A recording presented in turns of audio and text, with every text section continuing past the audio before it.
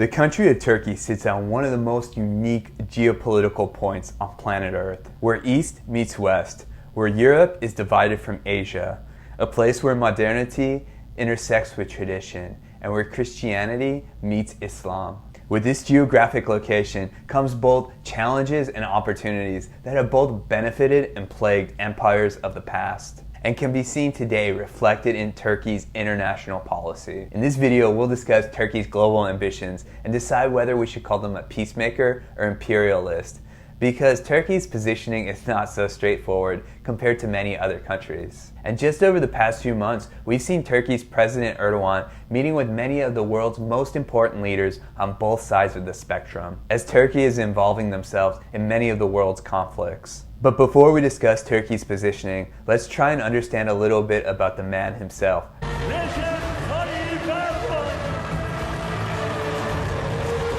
Erdogan got his political start in 1994 when he was elected mayor of Istanbul. And he was quite successful solving many municipal problems and began gaining popularity across Turkey. However, by 1999, Erdogan found himself imprisoned, because many of the parties he was supporting were deemed unconstitutional for being a threat to secularism in Turkey. Erdogan's outspokenness and this quote landed him 4 months in prison and essentially ended his term as mayor of Istanbul. Following his stint in prison, he created the Justice and Development Party, or AKP as it's known in Turkey, which stood for reform and the conservative values, while still conforming to Turkey's secularity laws. And in 2002, Erdogan's party rose to power, and they've been there ever since. When AKP took over, the poverty rate in Turkey was around 40%, but that has since dropped to under 10%. And over the past decade, Turkey has been one of the fastest growing G20 nations. Due to this rapid growth and taking millions out of poverty, Erdogan and the AKP have gained a lot of leeway with their supporters. For the first 12 years, Erdogan served as prime minister, but then by 2014 he hit his term limit, so he then ran for president of Turkey. And under his rule, Turkey's been seen as moving away from the pillars of Kemalism set by the great Turkish leader Ataturk. This can be seen in the ending of secularism, the expanding of the military and involvement in foreign affairs. And in 2017, Turkey passed a referendum to increase the powers of the president, which now many people feel this is starting to look like an autocracy. It's clear that Erdogan has a tight grip on power in Turkey, but now let's shift the conversation to how he's using that power in the international arena. When AKP first rose to power, they implemented a policy called zero problems with our neighbors. But in a country that borders Iran, Iraq, Syria, Georgia, Armenia, and shares a maritime border with both Ukraine and Russia, this has proven a tough task to complete. And when you compare Turkey against the other countries in the Middle East, population ranks third, GDP is second, but military force ranks first. These are all the prime ingredients for a regional power. But now looking at Turkey's options, because they have 3 clear geopolitical approaches they could choose, and we've seen this through history. First, they could try and establish themselves as the leader of the Islamic world, which we've seen in their past during the Ottoman Empire. Or second, they could choose to align with the West, which would entail exchanging in some of their geopolitical power for protection and economic partnerships. This is the approach that they've taken since Ataturk. Or third, they could act as a political bridge, like a peace and power broker between the East and the West, which we've seen more of recently. But President Erdogan has decided to sacrifice option number 2 in pursuit of option number 1 and number 3. But let's talk about option number 2 first. The United States and Turkey have been historical allies, but recently we've seen that take a turn south. There were differences during the Syrian civil war, where Turkey wanted to prioritize removing Bashar al-Assad's regime, where the United States was primarily focused on ISIS. And then there was the 2016 failed coup attempt in Turkey, which there's some people in Turkey that believe that this was orchestrated by the CIA, but at the very least was still supported by the US. And then there's also great concern that the United States and the West are in support of developing a Kurdish state. And then there's NATO, who Turkey joined following World War II as protection against an expanding Soviet Union. But recently we've seen Turkey complicate the process of what would otherwise be a unanimous induction of Sweden and Finland. And then there's the European Union, who Turkey submitted an application to join 35 years ago. And just a decade, it was looking like it was close to happening. But now things have gone in the opposite direction. Because being in the EU would confine the AKP's ability to pursue their geopolitical ambitions. And they've ultimately decided that the economic benefit that they would receive from being a member of the European Union is not worth being subservient to the West. But now let's shift the conversation to Turkey as a peacemaker.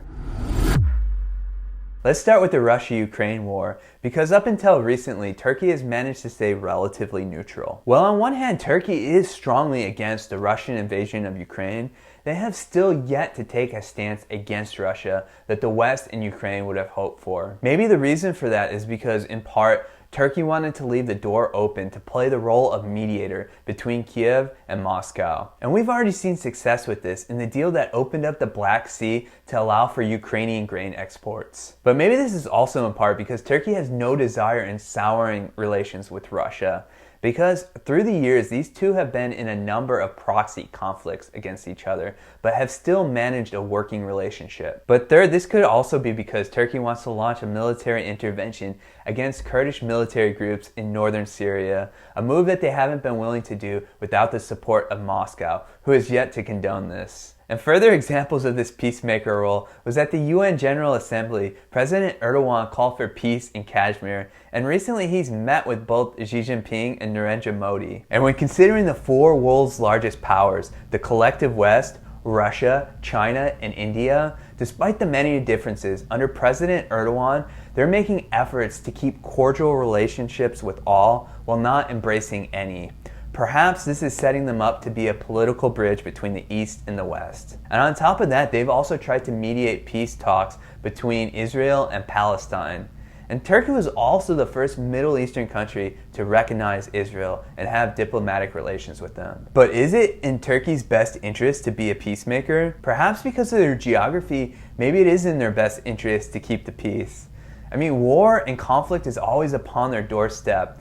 And maybe this is the best way to just keep it out. And also, keeping trade and cooperation with everyone tends to be a good economic decision. And for the world, this could be a huge positive. If Turkey plays a crucial role in preventing potential conflicts and solving existing ones, maybe we could even see this starting in Ukraine. But then there's the other side of Turkey. Here are some examples of where Turkey has wielded their power and influence. In Syria, they strongly took sides to support rebels to overthrow Bashar al-Assad. This was in direct competition with Russia and Iran. But aside from Syria, Turkey was the second most impacted nation from this war. And still today, there are 3 million Syrians in Turkey. And the Nagorno-Karabakh War was another proxy conflict against Russia. Now, Turkey does not have many dear allies, but they don't have many heated foes either. But Azerbaijan is definitely a friend, and Armenia is a foe. Briefly, there was an attempt to normalize relations with Armenia under the zero conflict policy, but that didn't last long. And then there's Greece, who's been a long-time rival of Turkey. Recently, Erdogan stepped up the rhetoric when he referred to Greek military presence on a Greek island as an occupation, stoking tensions in the Aegean Sea. But now let's take a deeper dive into the Middle East. Well, the geopolitical situation in the Middle East is extremely complicated, to say the least. If you could boil all the conflicts down and put it in the most simplified form, it might be something like Camp Saudi Arabia versus Camp Iran. Well, most Middle Eastern countries or political factions you could assign to one of these camps. Turkey does not fit within that framework. Despite having many differences with Tehran, recently the two have managed to keep a working relationship, similar to how they have with Russia. But when it comes to Saudi Arabia, the two have cut diplomatic ties. After Turkish support of Qatar and the murder of Jamal Khashoggi, relations between the two have soured. And on top of that, in the Middle East, they've been heavily involved in Libya, and they've supported political factions like the Muslim Brotherhood in Egypt, much to the dismay of the Egyptian government. It seems like throughout the years, Turkey has had roller coaster relationships, ups and downs, with all the major players in the Middle East. And then moving internally, there's the Kurdish population, which make up 20% of the population in Turkey. They're mostly located in eastern Turkey, but they're also located in northern Syria, Iran, and Iraq. One of President Erdogan's primary focuses have been to prevent the Kurds from establishing a breakaway state. This is one thing that Ankara and Tehran see eye to eye on. And when talking about Turkey's power in the Middle East, you also have to take in consideration their control of resources. Both the Tigris and Euphrates River start in Turkey, and they've made a lot of dams, so they control the water flow into Syria and Iraq. And then there's the Bosphorus Straits, which is the main choke point to the Black Sea. And Erdogan did not make any hesitation in closing this off to Russian warships for the war in Ukraine. Here's a map of natural gas reserves. You may notice that Turkey doesn't have a whole lot, but their neighbors, Syria, Iraq, and Iran, have quite a bit. And Europe is currently looking for new sources of energy. There's already a pipeline running across Turkey, known as the Southern Gas Corridor, that starts in Azerbaijan and delivers gas into Europe. But in the future, there's possibility that more pipelines could be built through Turkey to export the gas from the Middle East and the Caucasus region into Europe. And who would be the country in the middle between supplier and consumer? Again, it would be Turkey, a position where they seem quite comfortable. Now let's zoom out for a minute, because there's an underlying theme here. Have you noticed it yet? When it comes to issues that are more global and further away from Turkey, they tend to play the role of peacemaker. But when it comes to issues within their region, they have much more imperialistic ambitions. Now, if we could sum up Turkey's foreign policy within 4 points, it might look something like this. Instead of that 0 problems with our neighbors, let's change that to 0 problems with major powers. But we'll assert ourselves into Middle Eastern conflicts as we see fit. Third would be repressing Kurdish ambitions for autonomy. And fourth, to be a peace and power broker in a multi-vector world between the East and the West. Now, is Erdogan trying to recreate the Ottoman Empire? Well, until he invades the Greek islands, I would say probably not. But the term Neo-Ottoman seems to fit quite well, as they have ambitions to grow their power regionally while influencing issues across the globe. But yet they've shown restraint not to disrupt international order when it comes to the major powers. Due to Erdogan's eagerness to get involved in many of the world's conflicts, and also because of Turkey's geopolitical alignment, I feel that President Erdogan is the man at the middle of the world. But now let's talk about some of the challenges he may face. As we've discussed, Turkey has a large amount of geopolitical potential, especially regionally. But let's talk about some of the problems they face if they decide to pursue Middle Eastern dominance. When compared to the other major powers in the Middle East, like Iran, Saudi Arabia, and Egypt, Turkey may have potential to be the strongest, but that's definitely not overwhelming.